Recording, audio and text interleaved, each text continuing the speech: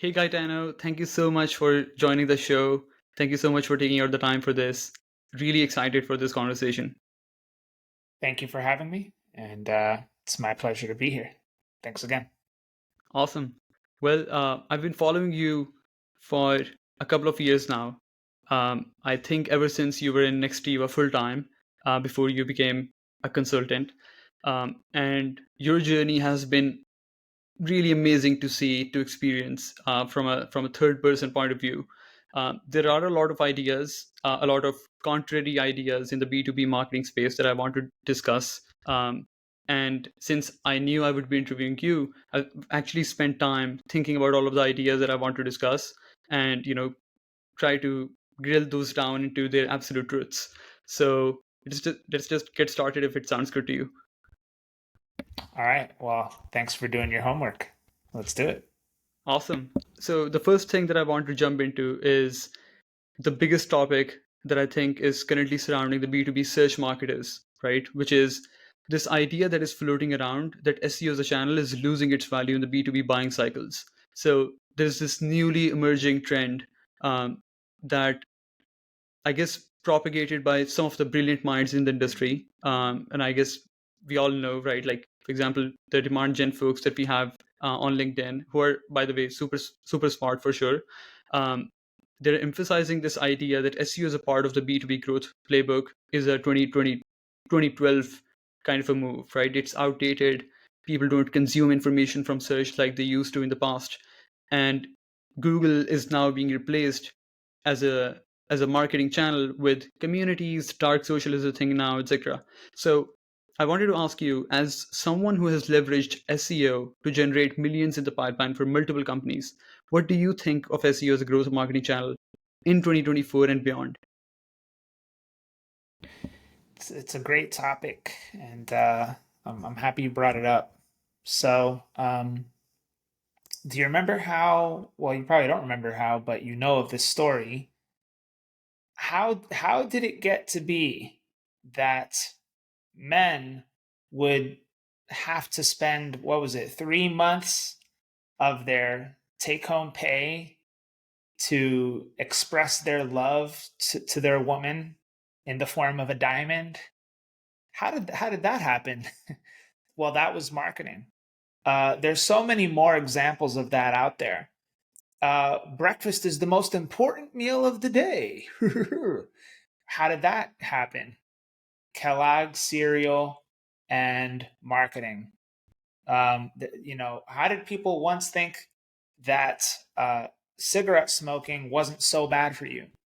That was also marketing.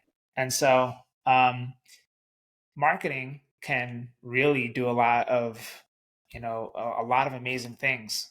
And what we're going to talk about here, which is SEO losing its value as a channel, it kind of falls into that category. Yeah.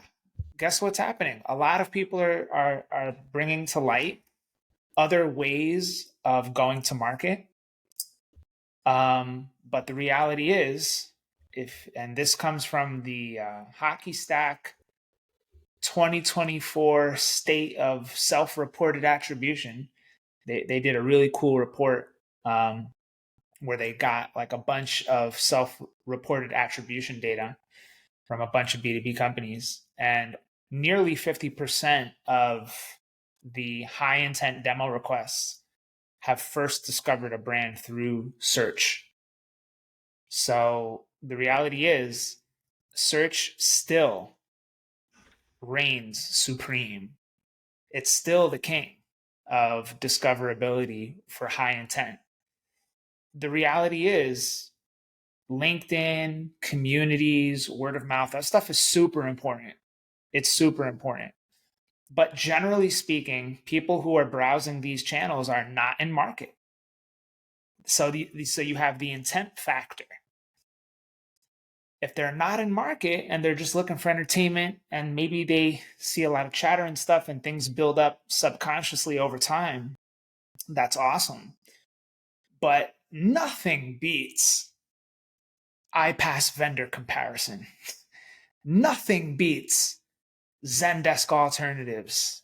Nothing. Yeah, sure. You can go and ask people out there, hey, we're thinking about ditching intercom. Who else is out there? Hey, we're thinking about ditching this. Who else is out there? What's your tech stack for this, function or feature or thing you're trying to do or accomplish, whatever. Yeah, you can go and ask your peers. That stuff is definitely happening. But the evidence still shows that people are out there searching for, X tools, features, pricing models. High intent demand capture is still king. And in fact, I think the more people bash it, the better it is for me. The better it is for people who have built careers off of search.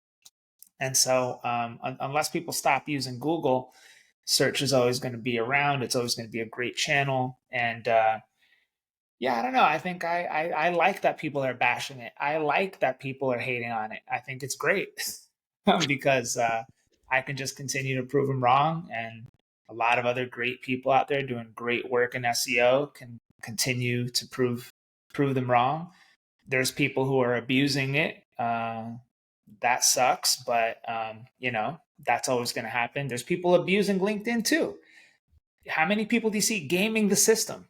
It's crazy for engagement, the pods, so there's people gaming no matter what. But anyway, yeah, I mean, I still think SEO is a huge channel. It's going to continue to be a huge channel, and I love all the hate on it. I think it's healthy and it's good. So I think I'll leave it there. Yeah.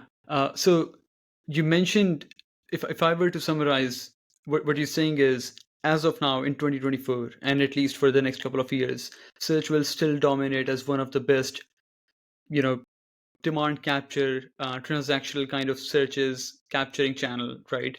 Because of course, if I have an intent, I wouldn't go on to LinkedIn the way I would search on Google. But when it comes to a trajectory, a trend perspective, do you see, for example, over a time span of, let's say, 10 years from now, maybe it's too long of a time period to predict anything, but let's say you're talking about the past 5 years, right, compared to the next 10 years. In that overall time span, how do you think search will go on as a marketing channel from a B2B perspective? Do you think it will continue to drop down in its value, or do you think it's sustaining where it is, or do you think there could be, in fact, a rise? Wow, a huge question.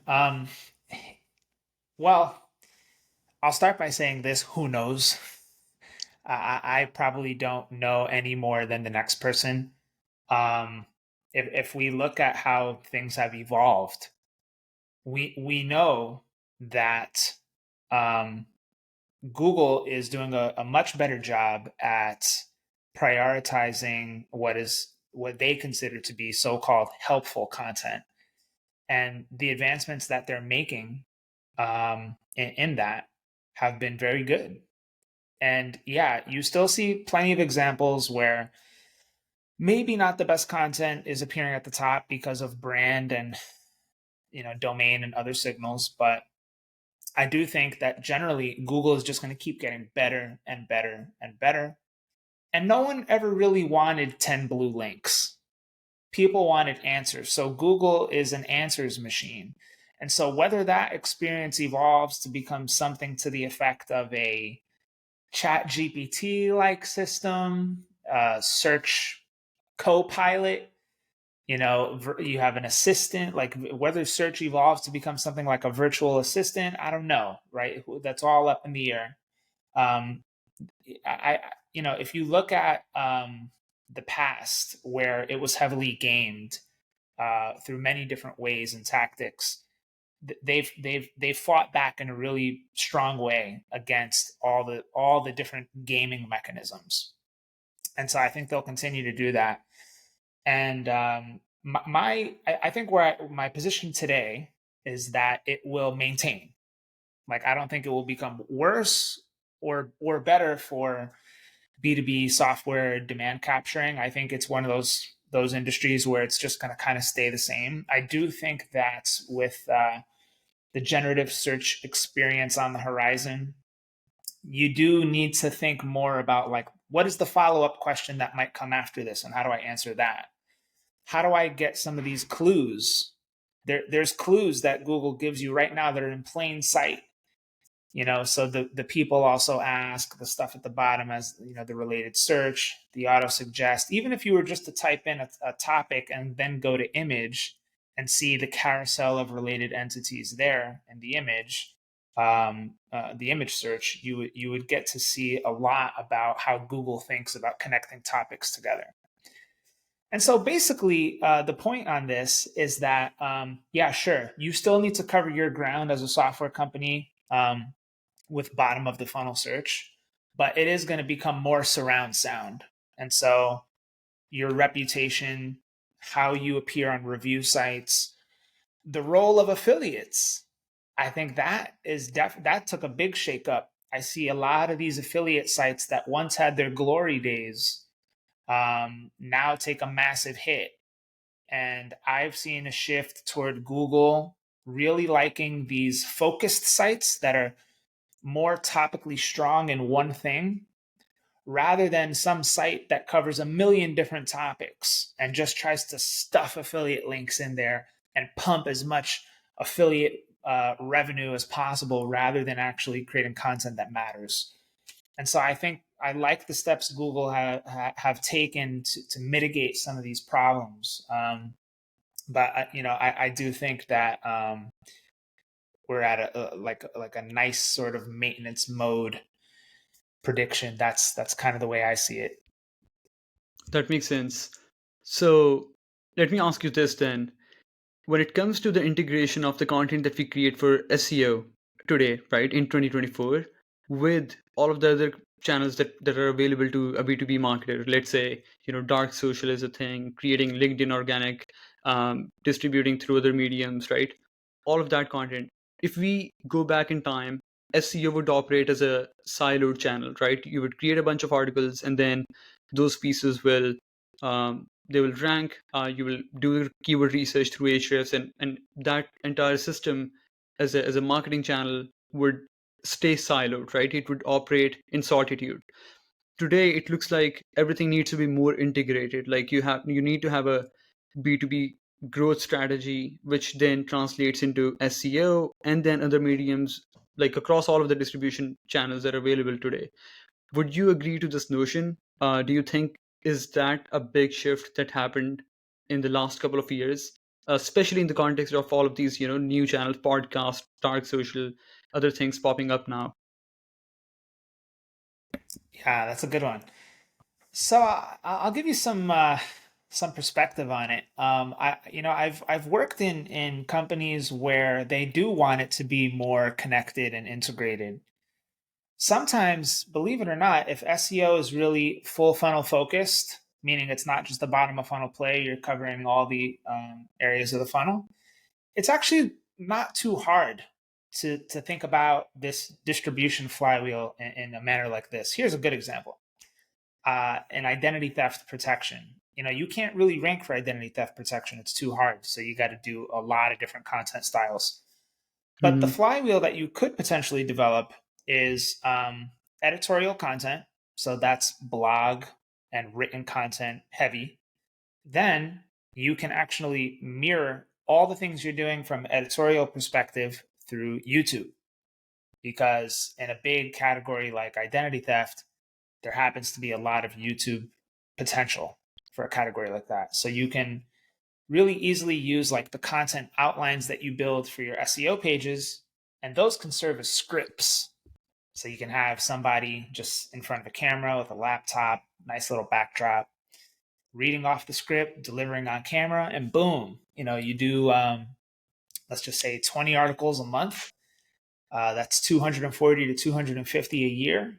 And then imagine if you had a corresponding YouTube video to mirror all those, and you embed all those YouTube videos within those SEO pages. Now you have 240 to 250 YouTube videos. Now imagine if you take the YouTube videos, chop those moments up of heavy hitting information delivery into verticals, or you just look, once the videos start getting engagement, you can scroll and look for like the hot moments, those moments of peak engagement throughout a video.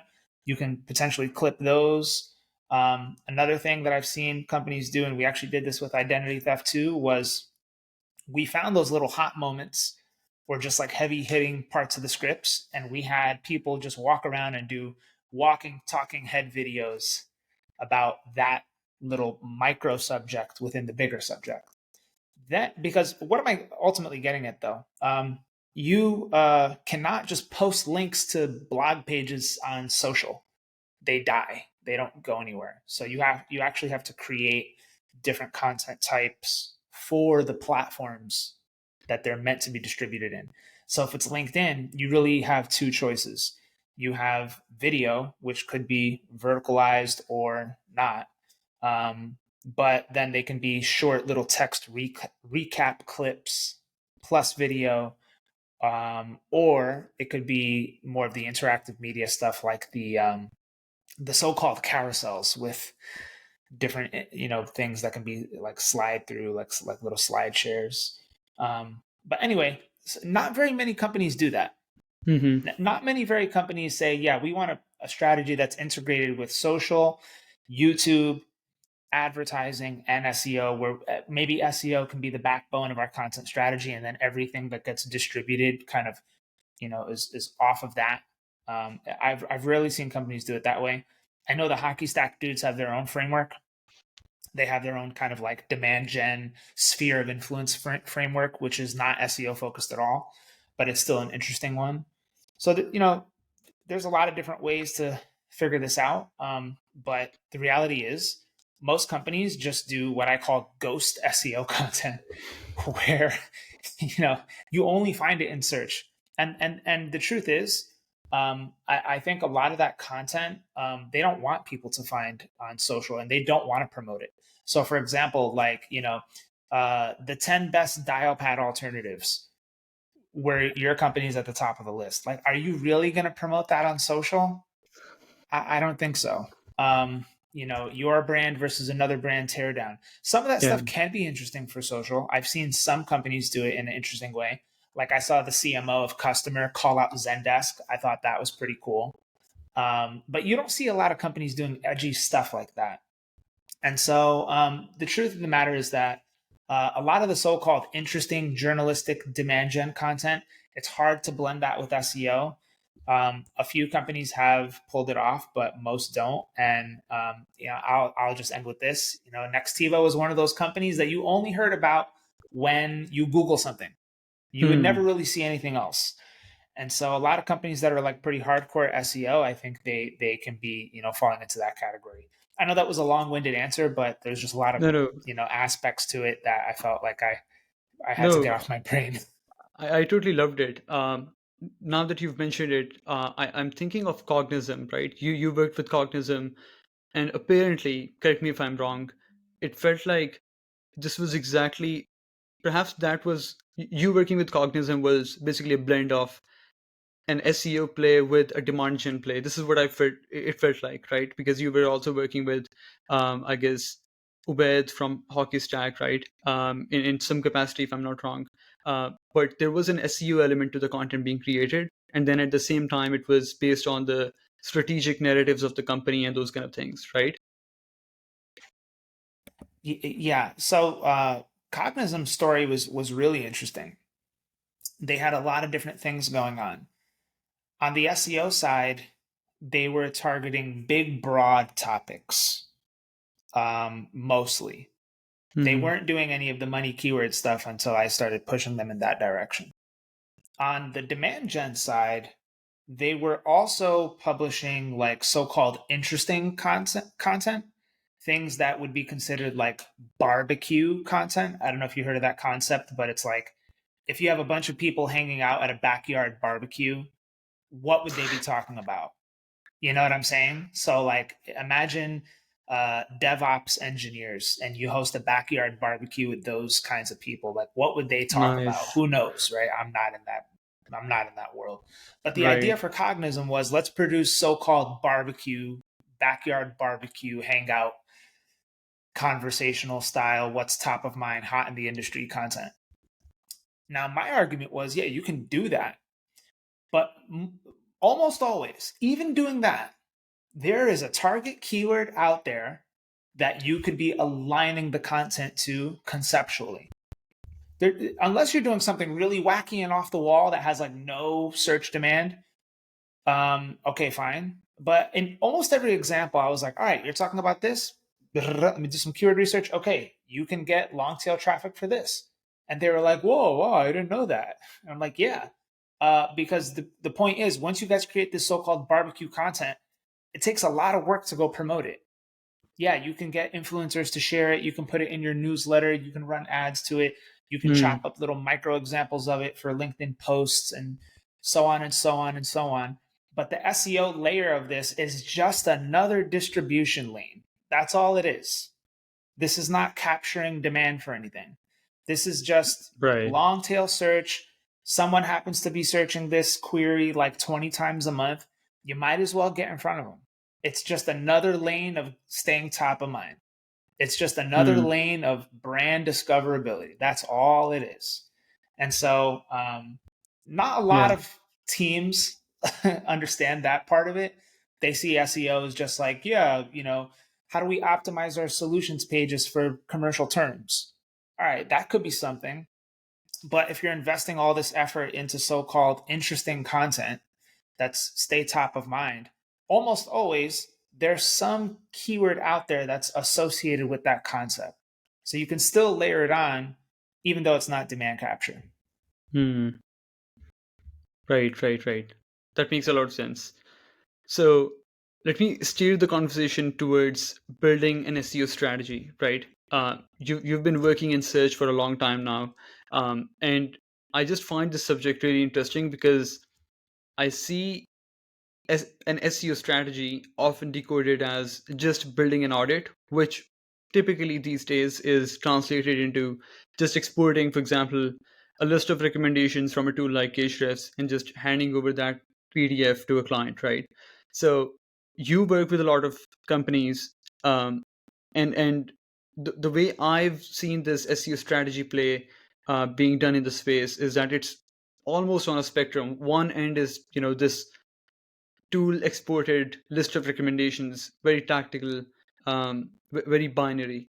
And then on the other hand, there are folks who are, for example, building entire business cases out of SEO recommendations and attaching it with somehow business outcomes. I'm wondering, when you work with SaaS companies, especially as a consultant and advisor these days, what is your approach to building these SEO strategies? Do you work in sprints or one-off projects? Do you take on specific parts of their entire search strategy? How does it all go together? Yeah, good one, good one. I'll give you just the quick version of it. I come in there, and they're like, "We need SEO help." I'm like, all right, what does that mean? And then I show them a list of problems. The Mm, problem selection is always the same. It's you either have no traffic at all and you need to start building it.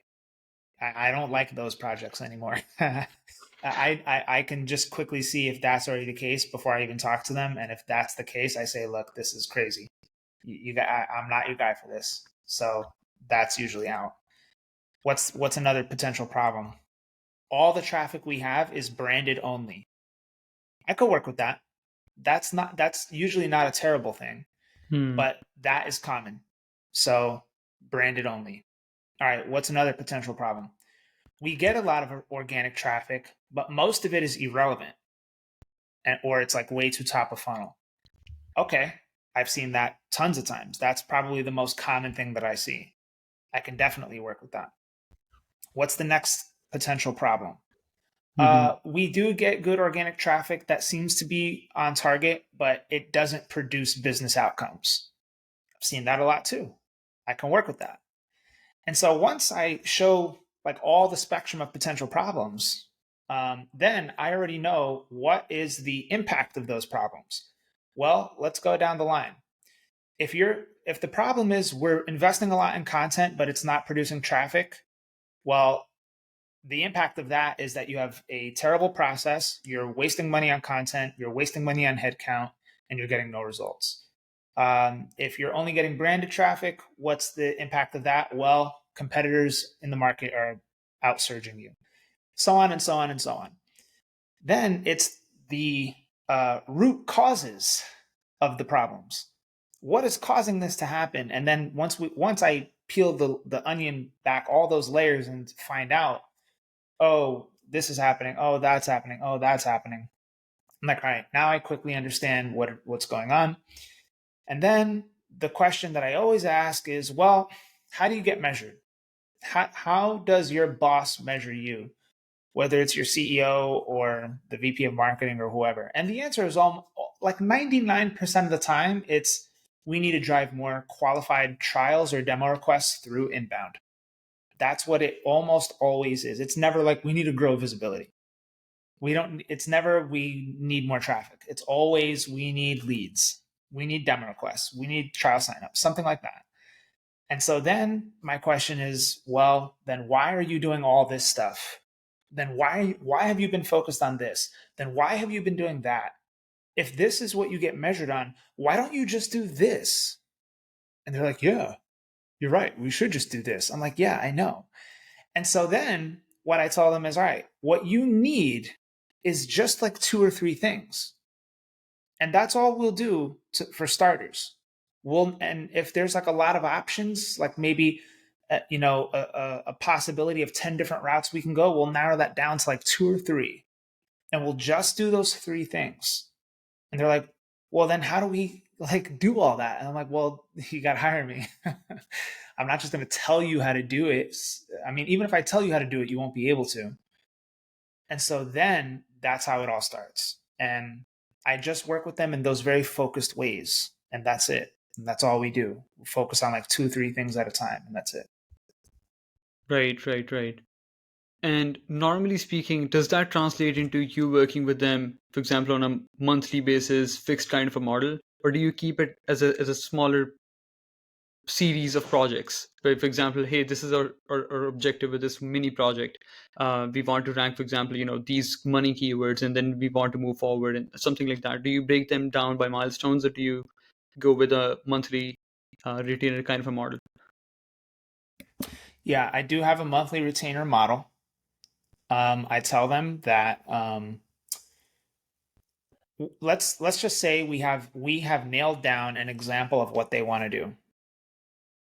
What I will do then is reverse engineer how the company who does it now and who's winning now, how did they do it? I even show how long did it take them to get there. And then we say, all right, now where's your brand and where's their brand? What resources do they have versus what resources do you have? Are you willing to do what it takes to beat that company? What kind of pages do they have versus what do you have? Right? And then I just start building it out that way. And I say, all right, well, typically, if you work with me, this is how fast I've recreated this success for other companies. Mm-hmm. We look at the current competitive landscape for their industry and say, all right, well, competitor X did this in 7 months. I can potentially do it in 6. Now, you don't have to sign a 6-month contract. It's just month to month. I only do month to month because I want them to feel like in case they don't like something, they have an easy out. But I also explain to them the longer you stick with this, the better off it's going to be. Like, yeah, if you do it for 2 months and you panic and you think it's going badly and you want to bounce, yeah, you can do it.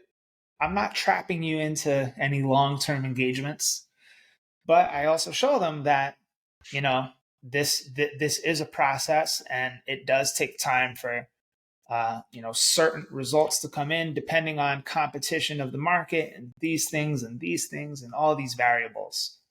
And then I reproduce that across however many things they want to achieve. And I say, this is what it's going to take to achieve that.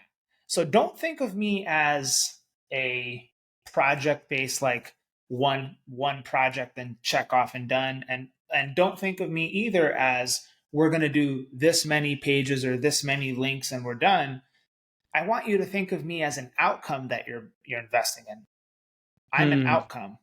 What I'm bringing to the table for you is, we're working towards an outcome, and how much work is involved and how much effort is needed to achieve a certain outcome. It's not, whatever else. And so I position it to them that way. And I tell them too, like, how do you think about employees? How do you think about full-time employees? When you hire a full-time employee, do you think of them in terms of monthly outputs? Do you think of them in terms of, whatever other things that you might try and hold them accountable to? Like, this is a bit of a wake-up call, because a lot of people have way different mindsets about employees than they do about external resources and external support. But that's the answer, man. All right. So normally speaking, when we talk about SEO, it's a very transactional kind of a demand capture focused channel, right? This is how almost everyone on Mm-hmm. LinkedIn will talk about SEO as a channel. You capture Mm-hmm. demand, people are searching on it, and you're just there to attract those eyeballs onto your website. However, uh, you've briefly spoken about how SEO can also be utilized to create demand, if I'm not getting it wrong. You've talked about this in the concept of using SEO for what you've called audience development, right? So it would be great if you could differentiate the typical commercial demand capturing SEO from its audience building side of it, in the way that you've mentioned it in your content. There's some very concrete commercial keyword modifiers that pretty much always will tell you that this is a clear, no mistaking it commercial intent keyword. So if it contains modifiers like software, solution, system, provider, platform, tool, all those things are like pretty obvious, no mistaking it, bottom of funnel intent. There's, of course, the competitor teardown keywords as well. You can never really mistake those, because if people are shopping around for different brands, that, well, they're at the bottom of funnel. Usually there's buying process keywords as well. So buying process keywords can be slightly different than the ones I just mentioned, but it can be things like things related to compliance, right? I know a lot of enterprise buyers, they have to make sure that this tool or this product checks certain boxes in terms of HIPAA compliance, or any kind of regulatory compliance or something like that, data compliance, privacy and security compliance. There's usually some things related to that often signal very high buying intent, or soon to be buying. I also have found that pricing models and implementation checklists, integrations, things like that, requirements lists, security features, things that you might even find in the help desk and knowledge base pages, such as things like user roles, um, workflow automations, stuff like that are not like super obvious, Yeah. can really be strong bottom of funnel indicators. Another thing that I found is use case related keywords can be very strong bottom of funnel indicators. So it can be things like, I need to use this product in order to do this thing. Like, I need learning management software that is going to help me train my partner channel sales reps. Or I need a learning management software that is going to help me scale my training and onboarding across all these franchisees that I have. Stuff like that, which you can only really find out about if you dig deep and listen to sales calls. Like, that's not going to be a very obvious thing.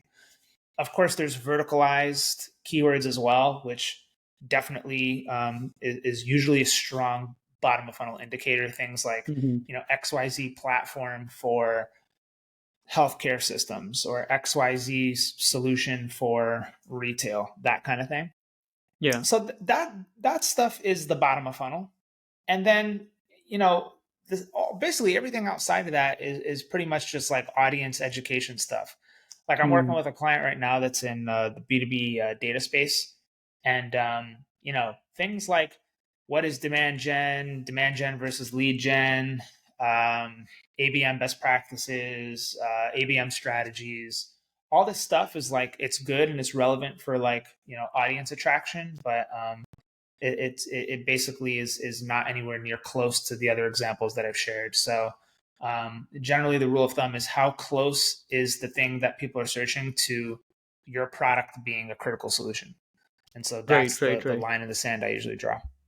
Yeah, that makes a lot of sense. One thing that popped in my head while you were giving this answer is, normally speaking, this is perhaps a pattern that at least I've noticed.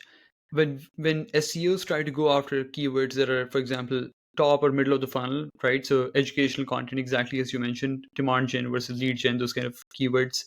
Um, some folks, at least in the leadership of some companies, would argue, and maybe those arguments are right, that a person searching for a keyword that is so informational in nature, right? Like for example, demand gen versus lead gen, wouldn't be our ICP. We sell to, for example, VP of marketing, and those folks are already aware of, the foundational content that educates the people around this industry. So if you're searching for what is sales prospecting, you're not our customer, right?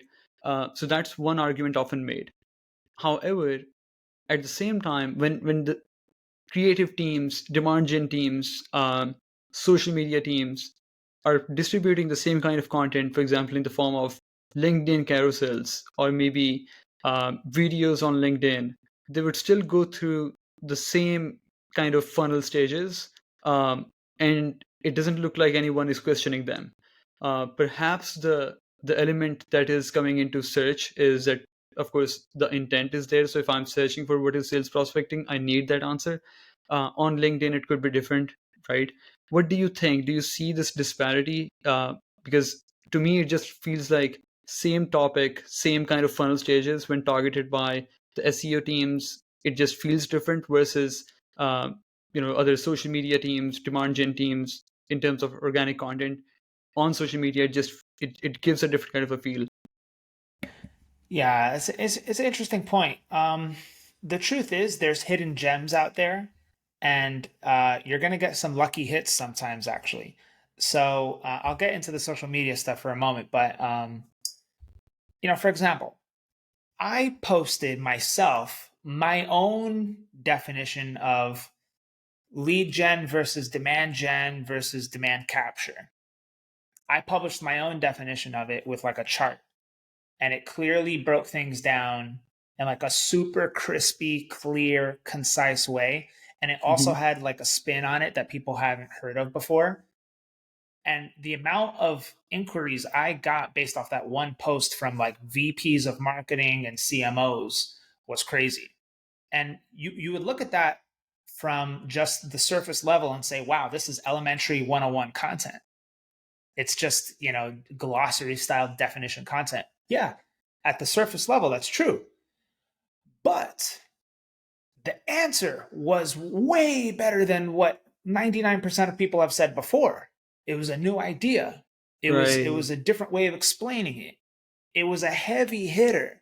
So even though it was a topic that's been done and said before a million times, this is different because if you were to look at all the results in search, for example, it would have been like 7, 8 companies just saying the same, cookie cutter, sandpaper dry nonsense. Me, I came to it with that sauce, baby. I put that different flavor on. You know what I'm saying? And so because of that, it was automatically differentiated. So I will say that yes, at surface level, certain things can appear to be that way, but the delivery and the content quality and are you bringing something new to the table can be a big differentiator in that. So maybe I'll pause there before I move on to the next part of the rant, but just what do you think about that part? Yeah, that makes a lot of sense. I think perhaps the SEO element to it, right? Like the same content when targeted through SEO, perhaps just feels different, even if there's like perhaps that the missing element is this unique point of view that you're talking about, right?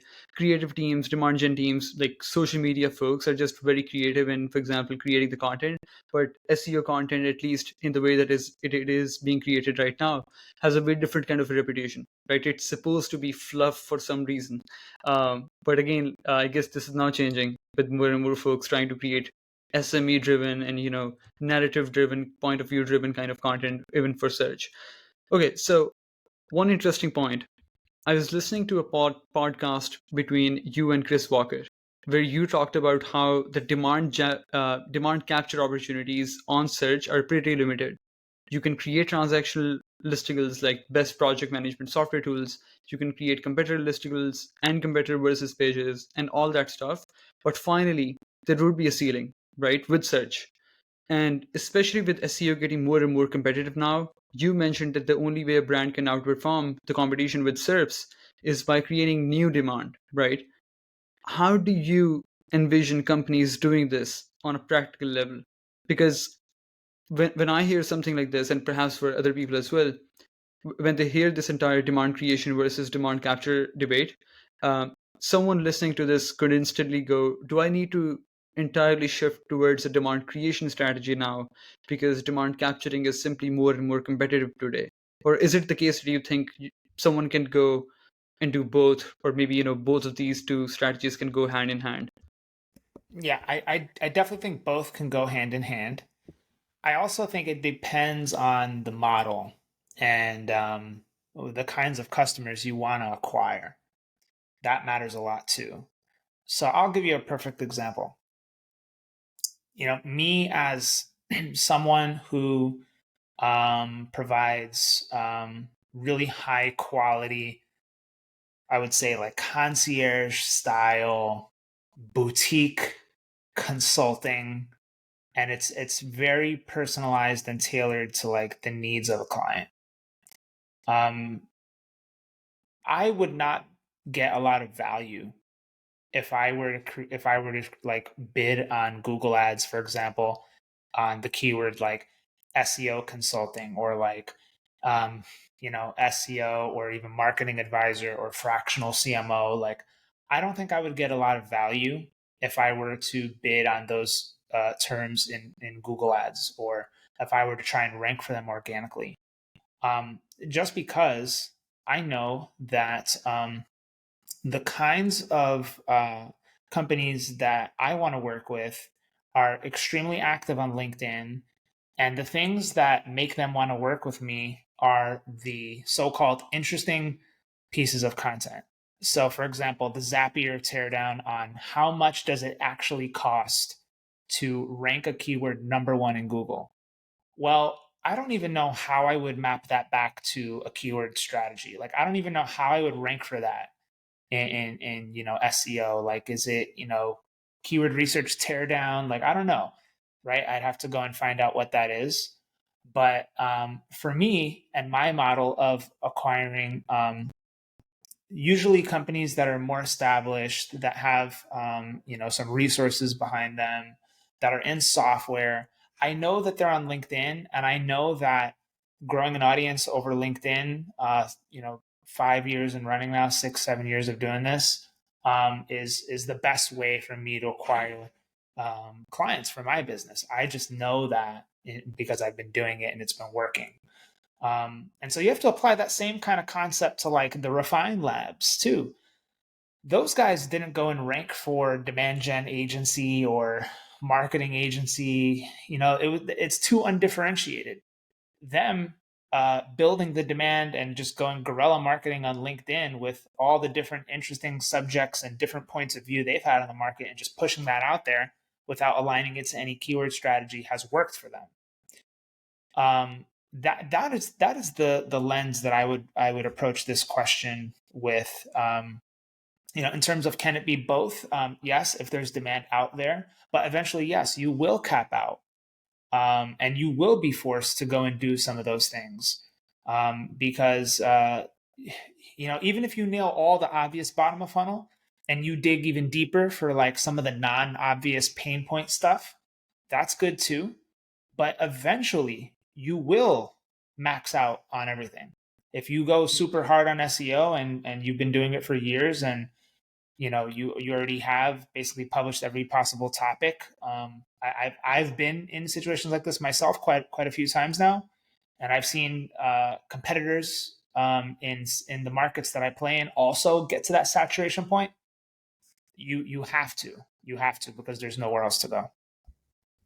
Right. So it feels like if I were to break this idea down into a simple equation, let me know if I'm getting this right. Just trying to decode this.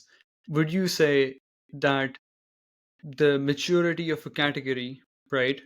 Any service, any product, any problem that is being solved by someone, right? The maturity of that would be directly proportional to the demand that exists in that category, which means if that category is mature, you should be doing more of demand capture for the most part. And if you have something of differentiated value, right? Exactly as you mentioned, you do SEO consulting for companies that is way different than how most SEO consultants have been working traditionally. So if that is the case, you wouldn't bid on the same keywords. So for you, you have a differentiated value, so creating new demand would be essential for you, right? Is that how this works? I would say that's very in line. That's very in Hmm. line. Even if you take the Chris Walker Refined Labs approach, they had a different point of view and differentiating philosophy and service model in the way that they service clients, and their marketing reflects that. I feel Hmm. like my marketing also reflects that in the things that I say, my philosophies, the things that I publish, and so on and so on. And so, yeah, I think it is powerful though if you apply that to SEO. It's called information gain. You Hmm. found this new information out either through talking with experts, harvesting the information from customers, surveying, I don't know, finding out some way to get that information that no one else has.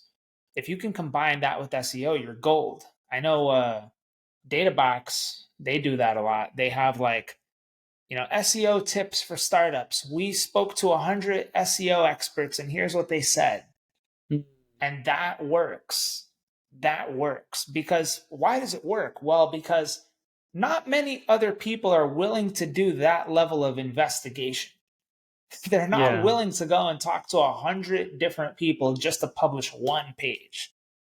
And so, that's why I really respected the Brian Dean approach.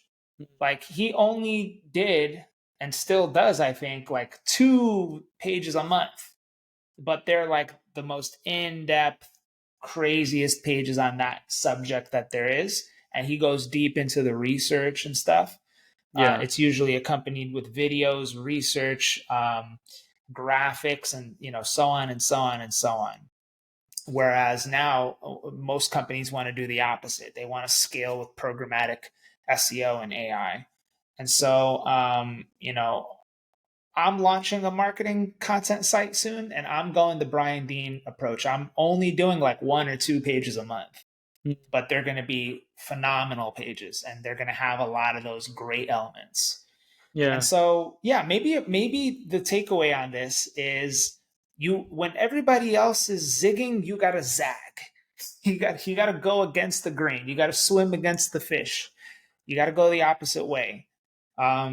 There's something to be said about that, and I think that could be a valuable nugget here. Yeah, no, Brian Dean is definitely a goat. I remember the time when Backlinko was perhaps around several hundred thousands of search traffic a month. The website still had only a couple of like maybe 30, 40 pages in total. And that was like mind blowing compared to, the ratio that we see nowadays in the search industry.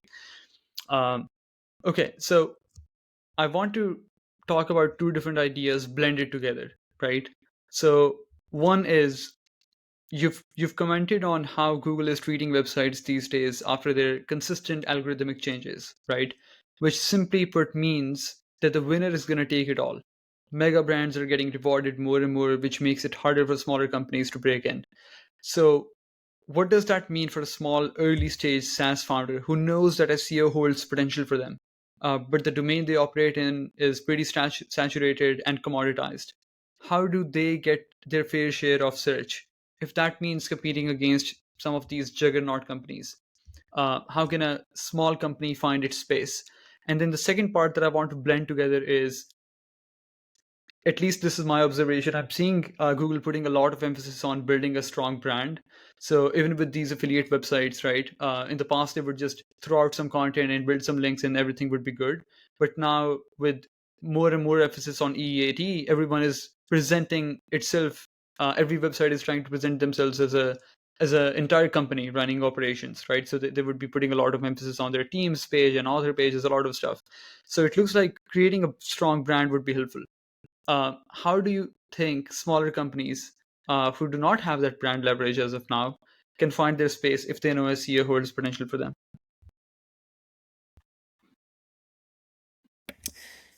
Yeah, it's a very I mean, it's a great question. I think probably the biggest challenge that most companies are going to have going forward is how do you fight back against all these giants? Yeah, it is a game where the rich are getting richer and the poor are getting poorer. I think here's kind of the place to start. Um, you want to avoid, of course, the big top level category keywords. You want to find one or two layers down below that where you can play. You want to find things that are not too saturated, not or as saturated, not as cluttered. And you even want to anticipate where demand might grow in the future and get ahead of that while it's unpopular now. Right. So I see a lot of examples of that happening. Like Pep Lia's company, Winter, like message testing wasn't really a big concept. They got ahead of that one, and now that it's becoming popular, they're kind of there to capture all that gold. I think those are some viable plays for smaller companies to think about. I also think that smaller companies can just focus on long tail. There's so many different ways to find those, less than 10 searches a month, 10 searches a month, super long tail, exact match keywords that you can create really good content on, and just grow the business by doing that. Like start as long tail as you possibly can. Don't try and do X best, vulnerability scanning tools. You're not going to be able to compete with those. But find all the kinds of things people think about when they need a vulnerability scanner and create long tail pieces on those subjects and just watch the traffic grow through long tail and through expertise. And so, as a new company, one of the signs you want to look for is your brand plus something. You want your brand to start being associated with something. That's a very good sign. When you don't see that happening, it's not as great. So when people start searching your brand name, your company name plus product name, that's a Yeah. very good thing. And so how do you start building that up? Well, you can do that through an integrated strategy where maybe long tail SEO hammers it. You have reviews, you're on those main review site listings, you're hammering those. Maybe you are sponsoring some affiliate pages that get high traffic, even if you're not in the top position, just to get the brand going. That's good.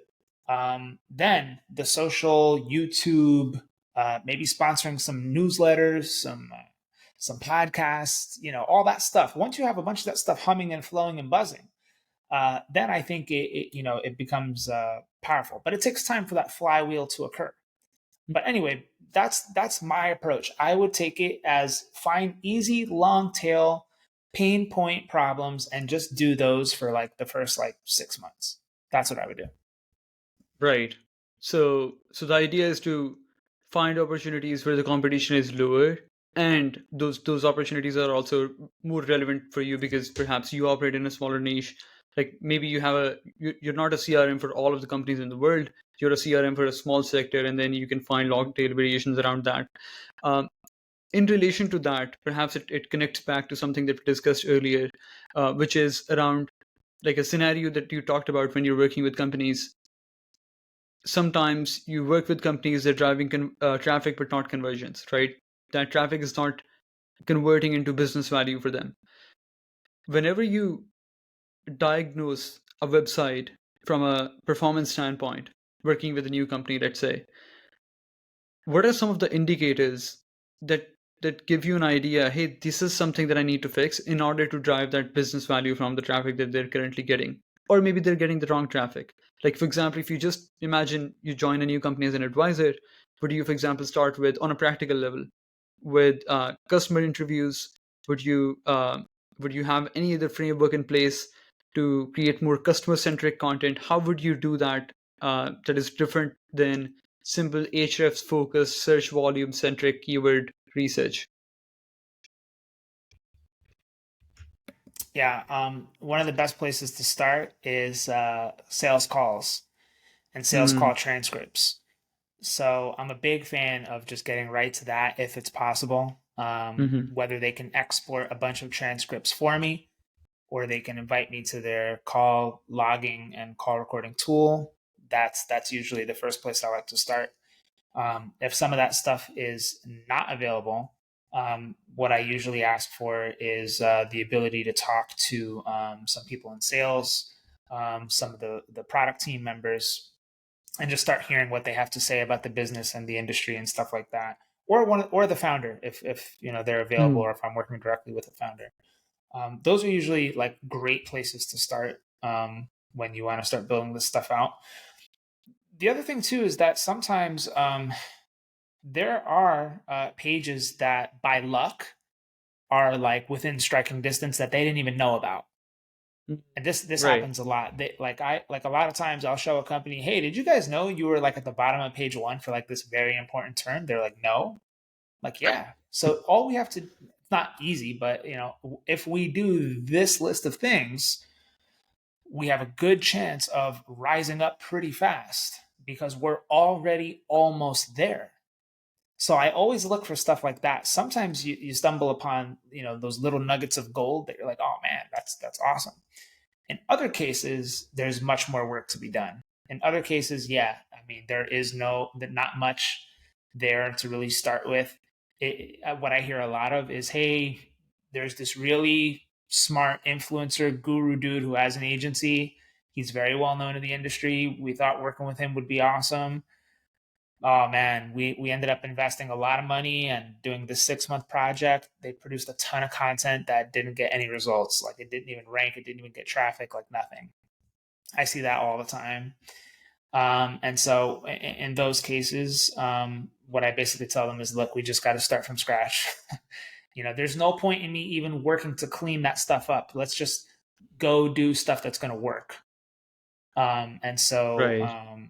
yeah, I basically show them that, yeah, you do have a lot of irrelevant content that, like, one of the big problems I do see is that companies think they can rank for very competitive, broad keywords. They produce thin, mediocre content and it just absolutely flops. And, there's just a large volume of that. And I'm like, look, it's not even worth updating this. Let's just go do something else. Here's where I think we should go. Boom, let's go do that. And so that's basically how I approach it.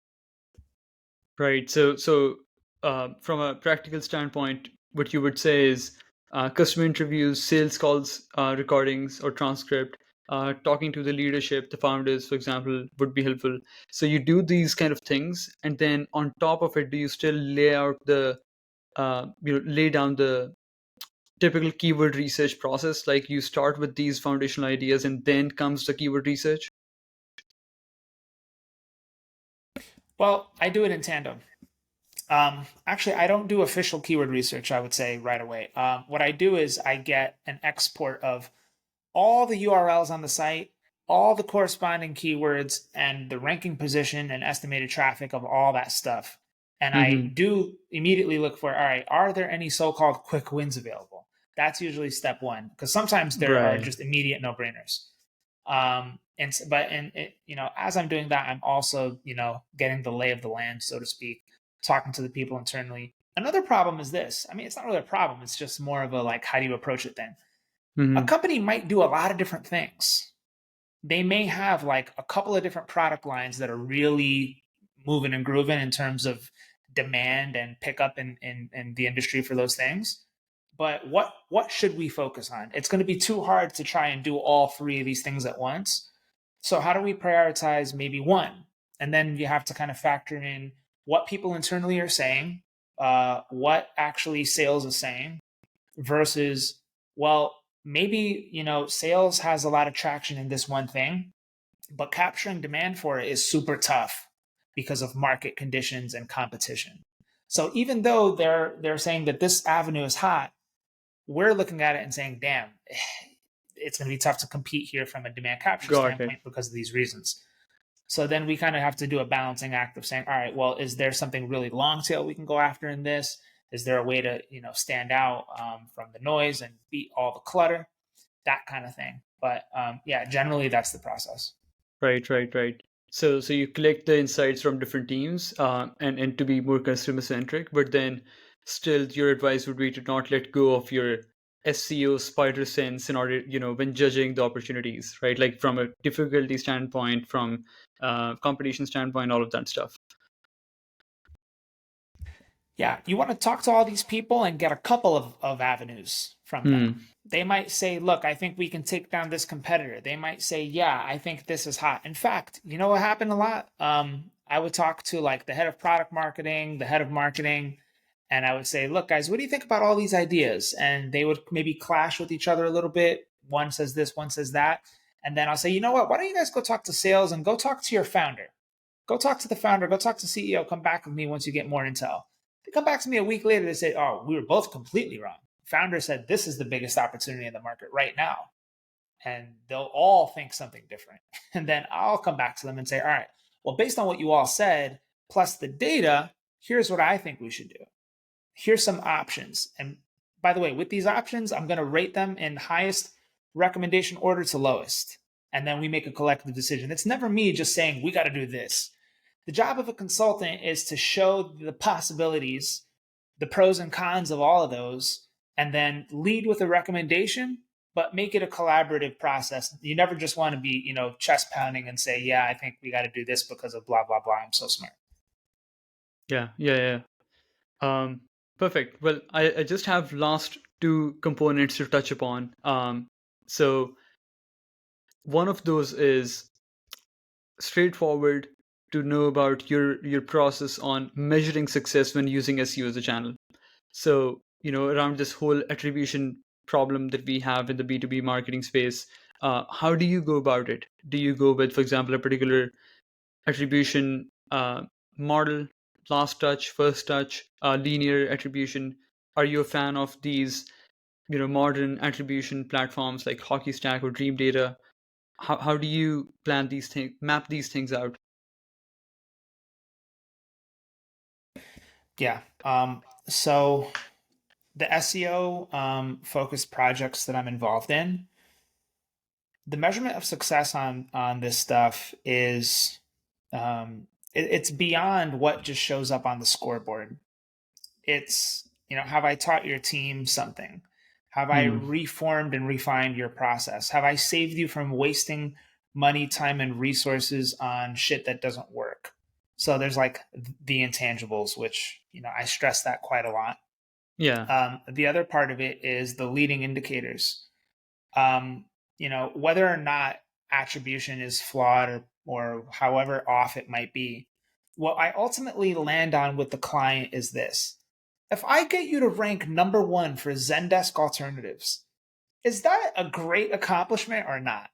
Whether or not we have the hard numbers on the signups and what it produces for the business and how much it influences and all that, can we just agree that if I or we collectively land on this achievement, that it's a golden great thing for the business and there's so many more benefits beyond that than just the raw sign up numbers? And when we land on that mindset, they're like, yeah, that's gold. So most of Right. the companies I work with, they always say to me, damn, if we could be like in the top 3 for this, I'm going to send you a Christmas present, man. So a lot of the work that I do with companies is very leading indicator focused. It is like, look, once we achieve top rankings for these things, we're going to be really happy about it.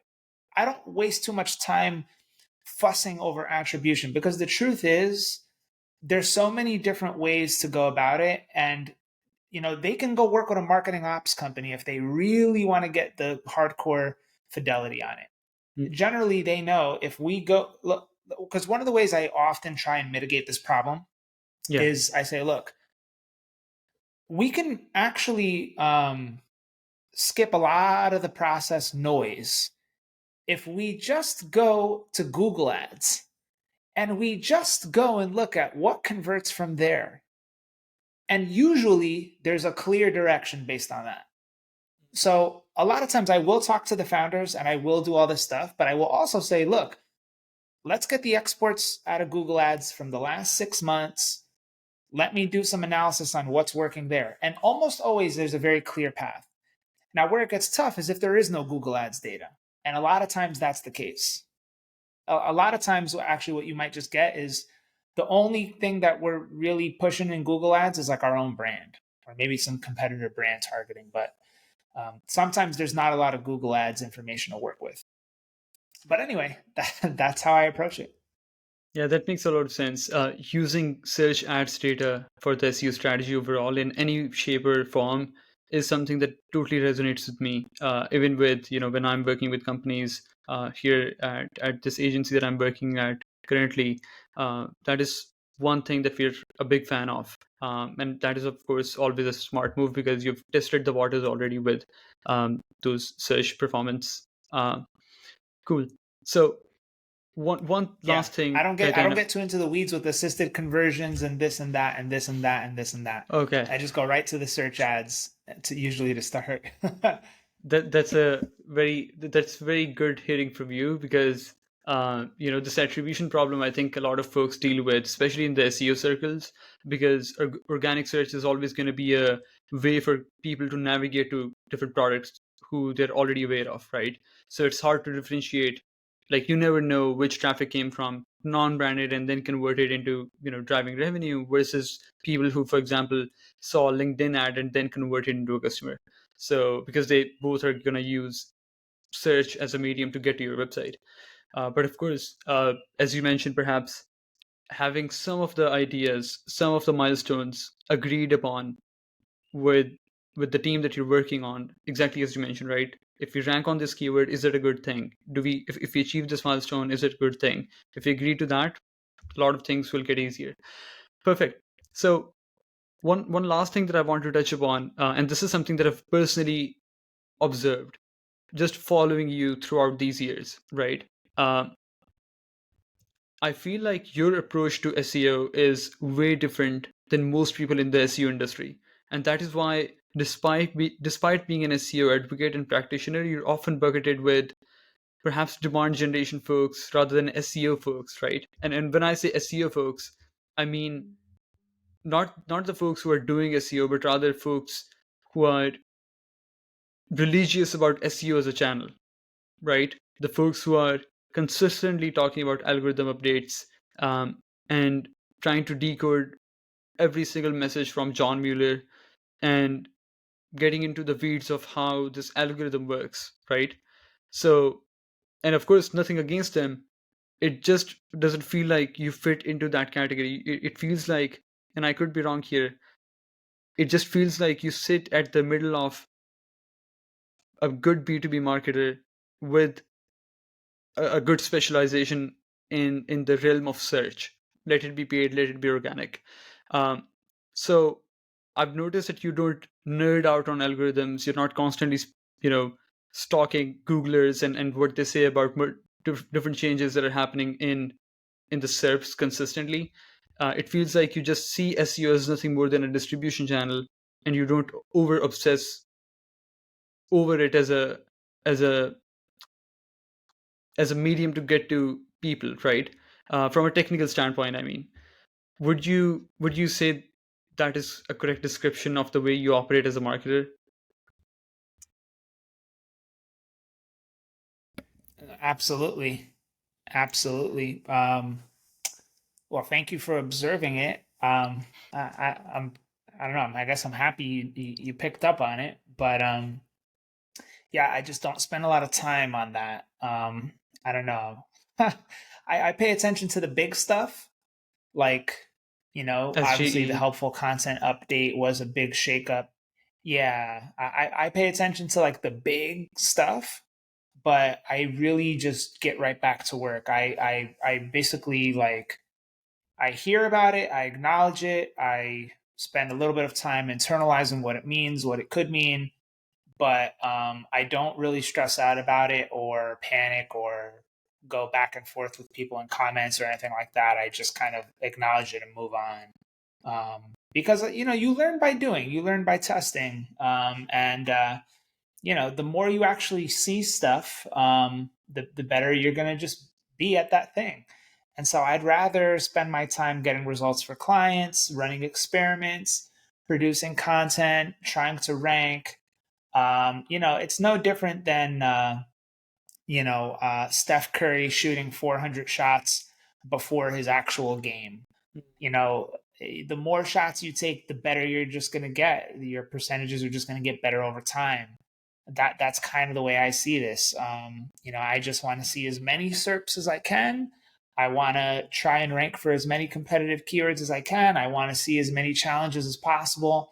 And I guess the more you're exposed to, the better you're going to be at solving those problems. And, that's my philosophy on it. Yeah. So imagine, Gaetano, you're speaking to a search marketer, an SEO person. Me, for example, I'm an organic growth marketer working at an agency, and I want to be relevant in the next 5 to 10 years. Again, no one knows what's coming, no one knows how to predict something, right? What is maybe a single piece of advice that you would give me to be still relevant as a B2B marketer while still being in my shoes as an SEO strategist? Or maybe not an SEO strategist if Google does not exist anymore and ChatGPT has taken over. But overall, from a marketing perspective, is there anything that you would leave me and the rest of the folks listening to this who are into search and want to be a good B2B marketer? Yeah, man. Well, I think the common takeaway, which really never dies, is and it's going to sound kind of like 101, but it's not. If you understand, remember when I told you that I go to a prospect meeting, I show up to a discovery call, and I already know every possible problem they might have, and I already know all the impact, what that means for that for those problems, and I already know all the possible combinations of root causes. Just off of that alone, I could make infinite amounts of content. Just off of that alone, there would be infinite amounts of content, infinite number of ways I could distribute that content.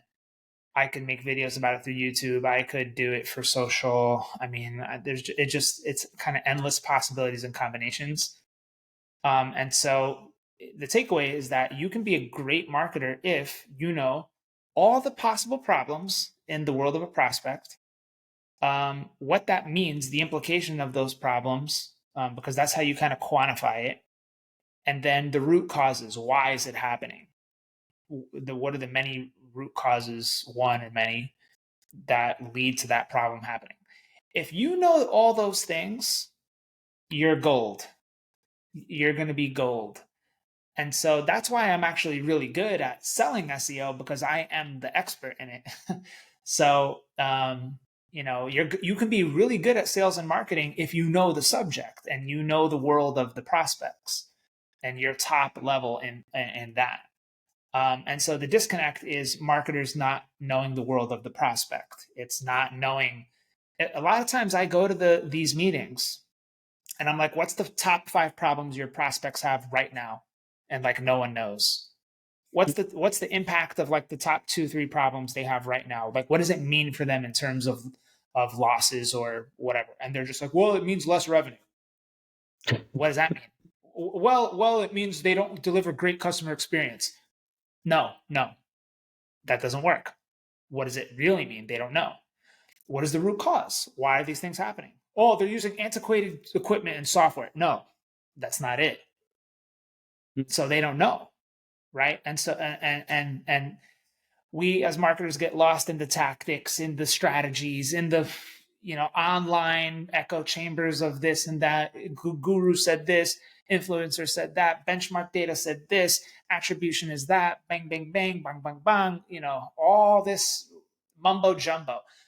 At the end of the day, do you know the top 5 problems that prospect has? Do you know what that means for them in terms of quantifiable losses? And do you know what the root causes are of all those problems? Unless you have that information, it's going to be hard to market, especially in a weird category or a thing you don't know a lot about. And so that is the takeaway.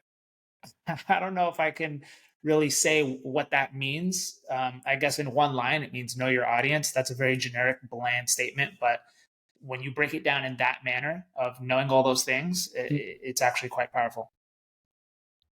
Yeah, yeah, yeah, for sure. And sounds like if you really follow your audience, if you really try to build that understanding with the folks that you sell to, perhaps you would be doing a lot of different things that you're currently not doing, right?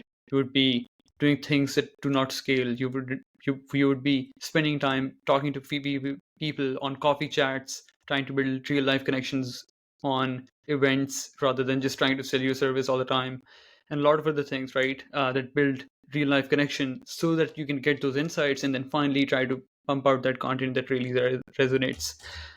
Exactly. Sounds good. So, yeah, it has been amazing. Thank you so much for your time, Gaetano. Where can people find you? How they can connect with you? What is the best way to get in touch? Yeah, just search me on Google. If you search Gaetano DiNardi in Google, you will see like everything you need to find. So yeah, just search me. Google me. Very fitting Awesome. for this episode. Yeah. Fair enough. Well, perfect. Thank you so much. Have a nice rest of your day, and we'll chat on LinkedIn, hopefully. Sounds good, man. Thanks again.